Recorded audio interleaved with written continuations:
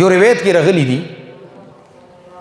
امام بغوی صاحب رحمت الله علیه دا روایت نقل کړی دی هغه وایي چې کله مؤمن نیک اعمال دنیا کې کوي نو مؤمن ته دو بدلی ملوي یو دنیا کې یو آخرت کې دنیا کې دا بدله ده چې الله پاک ورته فراخ رزق نصیب کی نیک اعمال والا اور آخرت کې الله پاک ورته اجر نصیب کی اور کافر چې نیک عمل کوي کافر نیک عمل کوي تاسو دا چې کوم ان جی اوز دي ورلد هیلث پروګرام ول دي اندارنګ یونایټډ نیشن دي مختلف تنظیمونه هغه رزي غریبانو کې خوراک تقسیم او بسترې تقسیم او ټینټونه تقسیم او کیمپونه تقسیم او کوي کنه کې خیمه تقسیمي نه کافر نیک عمل کوي خو غد پر امام بغوی صاحب رحمت الله علیه فرمایي چې کافر نه پر دنیا کې فراخ رزق شتا